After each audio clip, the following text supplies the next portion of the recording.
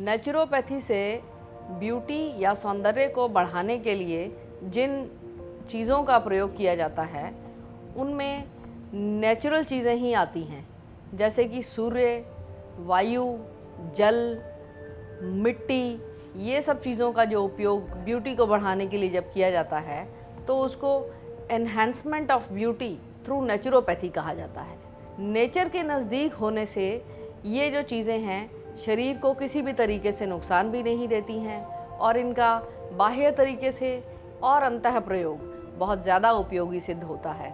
बाह्य प्रयोग में यदि हम जल के प्रयोग की बात करें तो जिन लोगों को बॉडी ऑर्डर की प्रॉब्लम हो जाती है उनके लिए जल में केवड़ा या चंदन या गुलाब जल का प्रयोग, गुलाब के अर्क का प्रयोग किया जाता है और लगातार करने से इससे जिनको बॉडी ऑर्डर की तकलीफ़ होती है, प्रॉब्लम होती है, वो दूर हो सकती है। अंतः प्रयोग की अगर बात की जाए तो जल को विभिन्न द्रव्यों के साथ मिला के अगर सेवन किया जाता है तो जितना अधिक जल का सेवन किया जाए यह बताया गया है उतना ज़्यादा स्वास्थ्य के लिए और स्किन के लिए लाभकारी होता है।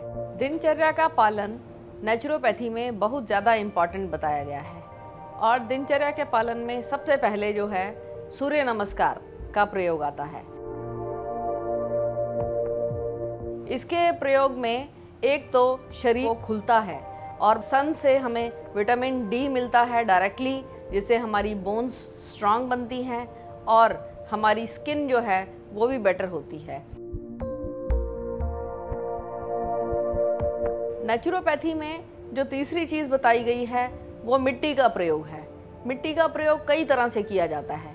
कई बीमारियों में मिट्टी का लेप किया जाता है, जैसे पेट की बीमारी में जिनका लिवर बढ़ जाता है, इस तरह की तकलीफ़ों में भी मिट्टी का लेप जो है बहुत ज़्यादा उपकारी सिद्ध हुआ है। नेचुरोपैथी में एक और भी सबसे महत्वपूर्ण जो वस्तु का प्रयोग बताया गया है वो है वायु। वायु को तो प्राण कहा गया है। अगर प्रॉपर प्राणायाम का प्रयोग किया जाए, योग आसन किए जाएं, तो वो हमारे प्राणों को बढ़ाने वाले, हमारे जीवनदायिनी ज़्यादा हो जाते हैं। दीर्घायु करने के लिए ये जो चीज़ें हैं बहुत फ़ायदा करती हैं। जिन लोगों को श्वास आदि की तकलीफ़ है और उन लोगों के लिए भी ये उपयोगी है। ये अगर लगातार इनका प्रयोग किया जाए तो ये हेयर फॉल में भी उपयोगी पाए गए हैं।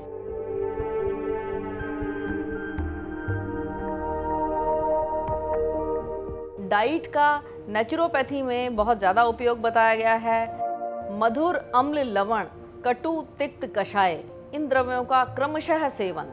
सबसे पहले खाने में अगर मधुर रस का, मीठे का प्रयोग किया जाए और उसके बाद अम्ल, सावर, और उसके बाद लवण, उसके बाद नमकीन और कटु, तिक्त, कषाय, उसके बाद कड़वा, कटु और तिक्त मतलब मिर्चदार, तीखा, और उसके बाद कषाय रस का सेवन। इस तरह से ये 6 रसों का सेवन क्रमशः किया जाए तो शरीर को स्वस्थ रखना और एक बैलेंस डाइट जो है वो स्किन को, बालों को, आँखों की रोशनी के लिए, हर चीज़ के लिए बहुत ज़्यादा उपयोगी सिद्ध होता है। निद्रा जो है वो भी एक नेचुरोपैथी में बहुत ही इम्पॉर्टेंट चीज़ बताई गई है। पूरी नींद ना लें तो आप खुद ही देखते हैं आपकी आँखों के नीचे काले दाग हो जाते हैं और एक लेथार्जी, एक थकावट सी बनी रहती है।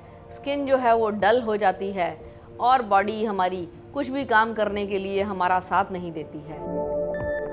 दिनचर्या में बहुत ही इम्पॉर्टेंट चीज़ जो बताई गई है वो है facial massage, body massage, foot massage and head massage.